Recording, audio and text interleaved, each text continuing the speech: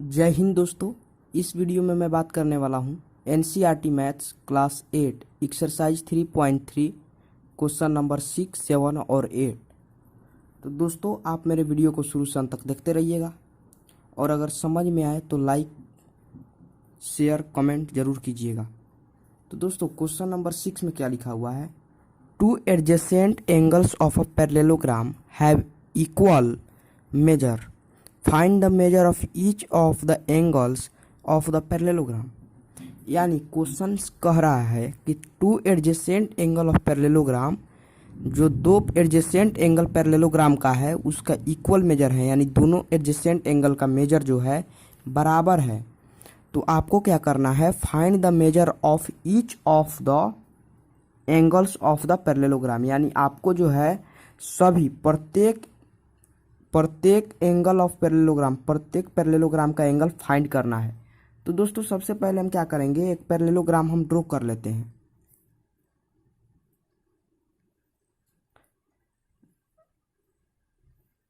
एक पैरेललोग्राम है, या आप रेक्टेंगल भी ड्रॉ कर सकते हैं।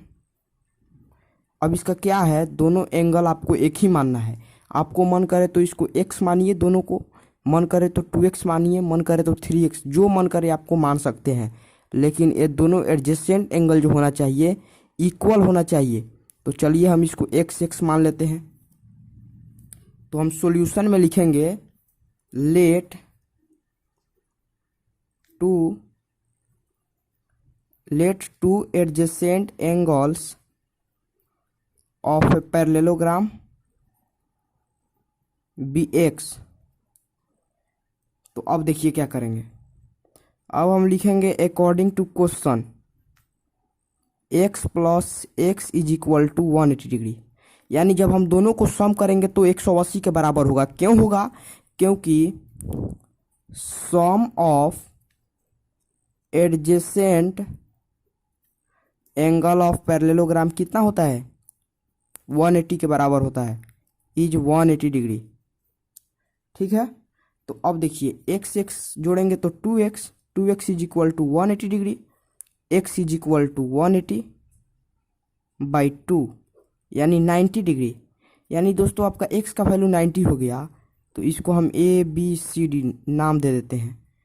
तो लिख देंगे हम angle A is equal to 90 degree, angle B is equal to 90 degree, angle C आपको क्या हो जाएगा, एंगल C आपको हो जाएगा angle A is equal to angle C is equal to 90 degree. क्यों, क्योंकि अपोजिट एंगल ऑफ पैरेललोग्राम से are equal. Opposite angle parallelogram का क्या होता है, इक्वल होता है। तो जैसे एंगल A एंगल C के बराबर होगा, तो एंगल A का जब वैल्यू आपको 90 है तो एंगल C का भी तो वैल्यू 90 होगा ना, क्योंकि opposite angle of parallelogram equal होता है। तो देखिए एंगल C का फाइंड हो गया 90, एंगल B का भी 90, एंगल A का भी 90। अब हम लिखेंगे angle B is equal to angle D is equal to 90 degree, क्योंकि देखिए अपोजिट एंगल आर इक्वल, इतना भी लिख सकते हैं। और यहाँ पे लिख देंगे angle B is equal to angle D, और यहाँ पे हम लिखेंगे angle A is equal to angle C। तो दोस्तों सबसे पहले मैंने क्या किया है कि टू एडजेसेंट एंगल, इस दोनों एडजेसेंट एंगल सेम ही लिया है, दोनों को x ले लिया है और दोनों को सम कर दिया है, ताकि हमको x का वैल्यू फाइंड करना है ना।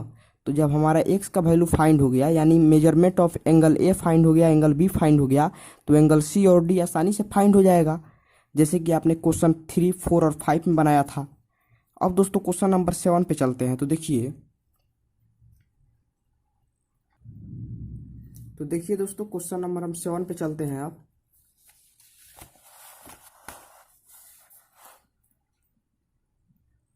देखिए दोस्तों क्वेश्चन नंबर 7 में क्या कह रहा है कि the adjacent figure HOP HOP is a parallelogram, find the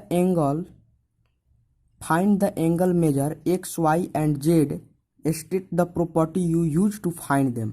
यानी आपको प्रॉपर्टी के साथ यूज करना है और आपको क्या करना है, वैल्यू निकालना है, यानी फाइंड द एंगल मेजर, यानी आपको x, y, z या तीनों एंगल का मेजर फाइंड करना है।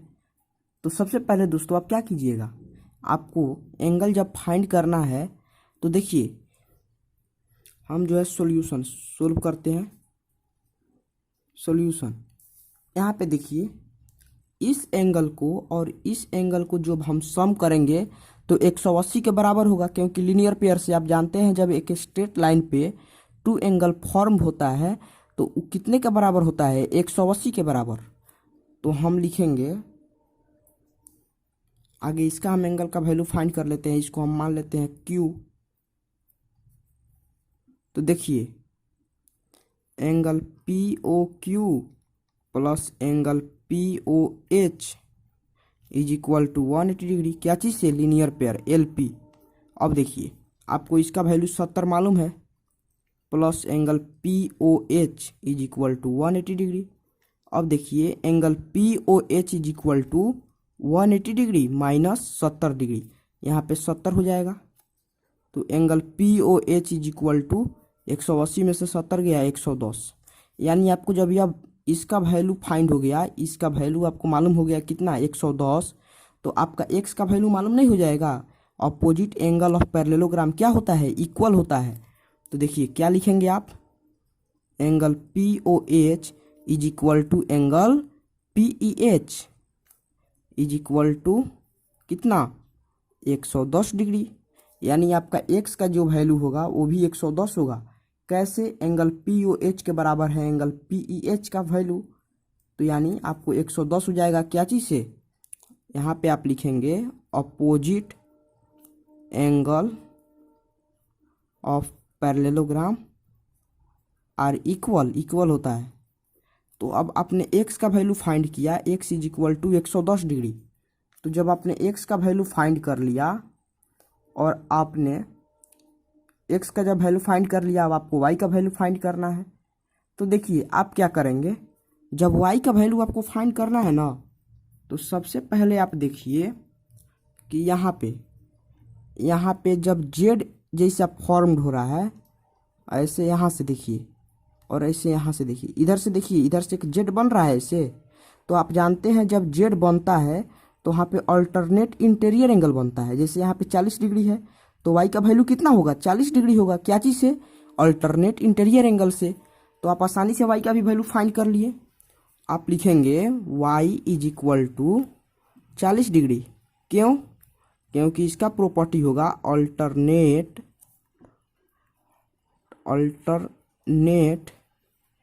Interior angle are equal. Alternate interior angle क्या होता है, इक्वल होता है। जैसे आपको y का वैल्यू मैंने फाइंड किया, तो आप लिखेंगे angle OPH, angle OPH is equal to angle EHP, तभी ना आपको इक्वल होगा। जैसे दोस्तों यहाँ पे आपका z जैसा फॉर्म हो रहा है, जानते होंगे कि जब z बनता है तो उसके अंदर का जो एंगल होता है इक्वल होता है अल्टरनेट इंटीरियर एंगल से। तो इसीलिए आपका y का वैल्यू जो है, यहाँ देखिए, यहाँ पे एक एंगल बन रहा है, एक एंगल यहाँ पे बन रहा है, तो 40 के बराबर y का वैल्यू होगा। तो y is equal to 40 degree alternate interior angle से। अब y का वैल्यू आपने फाइंड कर लिया, x का भी वैल्यू फाइंड कर लिया। अब आपको क्या करना है, z का वैल्यू फाइंड करना है। तो यानी y का वैल्यू आपको 40 डिग्री हो गया। तो अब z का तो आसानी से निकल जाएगा, क्या चीज़ से निकालेंगे आप, तो आप जो है angle sum property of triangle से निकालेंगे। जैसे अब यहाँ पे लिखेंगे इन ट्रायंगल POH, तो अब लिखेंगे आप angle PHO, angle PHO plus angle HOP plus angle OPH is equal to 180 degree, क्या चीज़ से, angle sum property of triangle. तो दोस्तों देखिए PHO का मालूम कितना है, z है, HOP का वैल्यू फाइंड हो चुका है 110 डिग्री। OPH का वैल्यू आपने फाइंड कितना किया है, y का value 40 degree is equal to 180 degree. अब देखिए क्या करेंगे, z प्लस 110 और 40 जोड़ेंगे तो कितना होगा, 150 इज इक्वल टू 180 डिग्री। अब z इज इक्वल टू क्या होगा, यह नंबर जो है प्लस में है, इक्वल के अपोजिट जाएगा तो माइनस में होगा, यानी 180 डिग्री माइनस 150 डिग्री। तो आपका जेड का वैल्यू क्या होगा, जेड का वैल्यू आपको 30 डिग्री हो जाएगा। तो दोस्तों मैं उम्मीद करता हूं कि आप क्वेश्चन नंबर 7 जो है बहुत ही अच्छा आसानी तरीका से समझ गए हैं। अब क्वेश्चन नंबर 8 आपको समझाने चलते हैं। दोस्तों क्वेश्चन नंबर 8 सोल्व करते हैं। देखिए क्वेश्चन नंबर 8 में लिखा हुआ है the following figures guns and runs are parallelogram. जो फ्लोइंग फिगर्स कुछ दिए हुए हैं, एक पैरेललोग्राम है गन्स और एक है रन्स, जिसका नाम गन्स है और एक का नाम रन्स है। तो आपको क्या करना है, फाइंड एक्स एंड वाई। आपको फाइंड करना है यानी वैल्यू ज्ञात करना है किसका किसका, एक्स और वाई का। तो सबसे पहले आप जानते होंगे कि दोस्तों पैरेललोग्राम का साइड क्या होता है, opposite sides are equal, opposite angle equal, ये सब इसके प्रॉपर्टी होते हैं। तो सबसे पहले देखिए आप क्या करेंगे, क्वेश्चन नंबर 1 को सोल्व करते हैं। आप सॉल्यूशन लिखिए।